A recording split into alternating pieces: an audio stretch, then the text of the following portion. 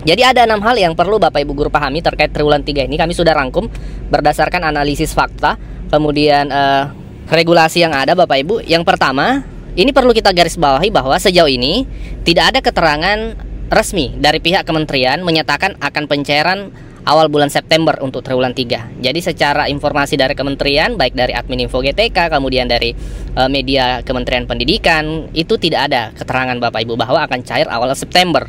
Itu yang perlu kita pahami sama-sama. Dari pihak kementerian, dalam hal ini Kementerian Pendidikan, memang mengeluarkan Juknis, yaitu Peraturan Menteri Nomor 4 Tahun 2025. Nah, di situ redaksinya triwulan 3 itu pencairan mulai September Bapak Ibu. Tidak dispesifikkan, disebutkan awal September atau tengah September atau akhir September. Jadi Bapak Ibu di regulasi ini, di Permendikdasmen ini memang ada jadwal pembayaran. Nah, di sini disebutkan bahwa triwulan 3 itu mulai bulan September. Jadi hanya disebut bulannya, tidak ada ketentuan tengah, awal, atau akhir. Itu poin yang kedua yang harus kita pahami sama-sama. Nah, poin yang ketiga, Bapak Ibu, fakta saat ini penarikan data di Info GTK untuk triwulan 3 dan triwulan 4 ya, itu belum Bapak Ibu ya. Sementara kita sudah di 29 Agustus per hari ini. Jadi belum ada penarikan data ke Info GTK. Nah, artinya jika dilihat secara fakta saat ini dan secara realistis, kemudian berdasarkan pengalaman-pengalaman yang sudah kita lalui terkait validasi di Info GTK, rasanya kecil kemungkinan pencairan akan dilakukan awal September Bapak Ibu. Nah, itu poin keempat. Poin kelima, kenapa kemudian kecil kemungkinan? Karena akan ada beberapa fase atau tahapan lagi yang harus kita lalui Bapak Ibu. Sementara lagi-lagi kita sudah berada di akhir Agustus. Tahapan pertama adalah validasi Info GTK. Kita ketahui di Info GTK saat ini belum dilakukan Bapak Ibu, kita masih menunggu itu.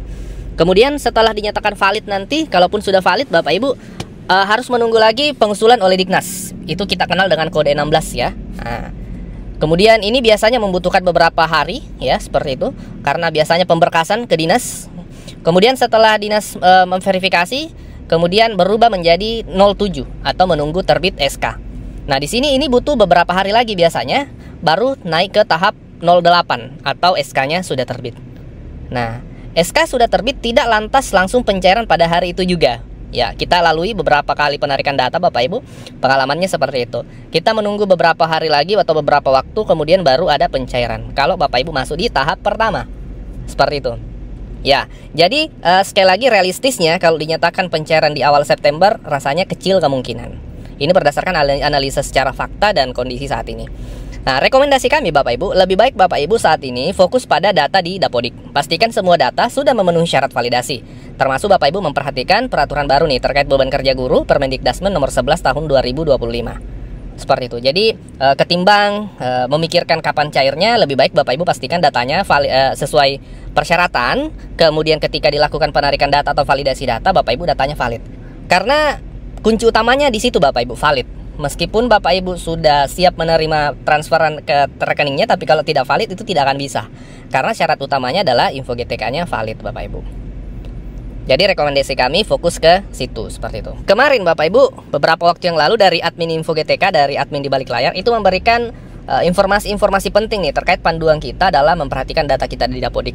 Nah, kami sudah rangkum Bapak Ibu. Bagi Bapak Ibu yang belum menyimak, silahkan disimak hal-hal yang disampaikan oleh admin Info GTK terkait validasi Info GTK ke depan. Dari admin Info GTK, admin DBL, Bapak Ibu juga ini mencantumkan contoh ya, contoh pembagian jam yang benar untuk mapel. Misalnya mapel IPS pada SMP dengan jumlah 8 rombel dengan 2 guru IPS. Jadi ada satu sekolah SMP, rombelnya 8, ada 2 guru IPS. Bagaimana pembagiannya? Guru 1 dan guru 2 masing-masing dapat 4 rombel. Pembagiannya seperti itu Bapak Ibu. Jadi 16 jam, 16 jam tetap muka, karena 1 JP untuk IPS itu kan 4 JP per pekan. Jadi 4 kali 4 16. Kemudian sebagai guru wali, masing-masing juga harus tetap sebagai guru wali. Ini regulasi terbaru Bapak Ibu. Ini menjadi bukan guru wali ini bukan tugas tambahan utama atau tugas tambahan lain, tapi dia menjadi tugas pokok Bapak Ibu. Jadi wajib diinput sebagai guru wali juga. Kemudian tugas tambahan lain yang ekuivalen 6 jam.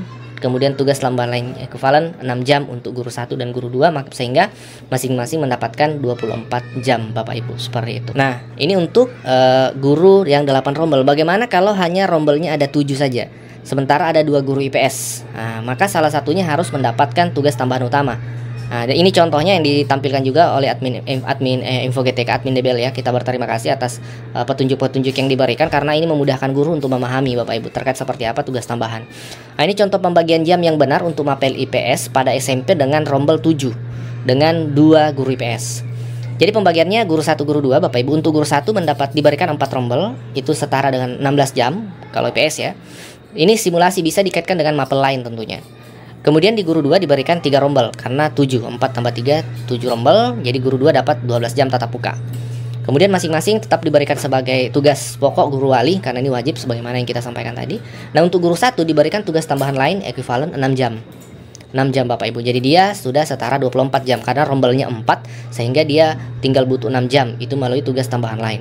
Nah, untuk guru 2 yang mengajar di 3 rombel itu mengantongi hanya 12 jam, maka solusinya adalah dengan tugas tambahan utama, Wakasekka, kepala perpuska, ya seperti itu. Totalnya nanti 24 jam. Catatannya Bapak Ibu, guru kedua wajib mendapat tugas guru wali namun jam JJM-nya ya tidak dihitung untuk pemenuhan tatap muka. Seperti itu. Kemudian bagaimana dengan 6 rombel? Kalau di sekolah tersebut hanya 6 rombel, misalnya kelas 7 2 rombel, kelas 8 2 rombel, kelas 9 2 rombel. Maka kedua guru ini solusinya harus ada tugas tambahan utamanya. Contoh pembagian jam yang benar untuk mapel IPS pada SMP dengan jumlah 6 rombel. Ini sama IPL IPS ini sama dengan bahasa Inggris ya. Jumlah jamnya itu 4 ya. Jadi bisa dikaitkan lah seperti itu. Dengan mapel lain juga simulasinya kurang lebih sama ya, kira-kira seperti itu. Nah, bagaimana kalau 6 rombel 2 guru PS? Nah, guru 1 guru 2 diberikan masing-masing 3 rombel. Jadi bagi rata masing-masing 3 sehingga sudah mengantongi jam tatap muka 12 jam guru 1 dan guru 2. Kemudian masing-masing diberikan sebagai guru wali, ini tetap. Kemudian guru 1 dan guru 2 harus ada tugas tambahan utamanya. Kemudian guru 1 dan guru 2 diberikan tugas tambahan utama Bapak Ibu. Itu setara 12 jam, misalnya sebagai wakasek atau sebagai kepala perpus, sehingga jadi terpenuhi 24 jam.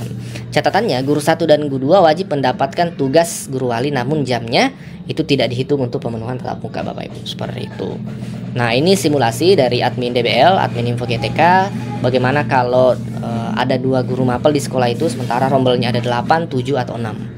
Jadi perlu dipahami juga ini lanjutan informasi dari admin Info GTK, admin DBL bahwa hati-hati untuk mapel dengan jam kelipatan 5. Ini jam kelipatan 5 misalnya matematika, IPA ya. Untuk mapel dengan 5 jam per mapel, IPA atau matematika, jika mengandalkan jam matematika saja maka yang pertama wajib mengajar 4 rombel. Itu setara dengan 20 jam jika mendapat tugas tambahan lain. Kemudian wajib mengajar 3 rombel, itu setara 15 jam jika mendapat tugas tambahan utama. Ini untuk mapel dengan kelipatan 5 ya, termasuk IPA dan matematika Bapak Ibu, seperti itu.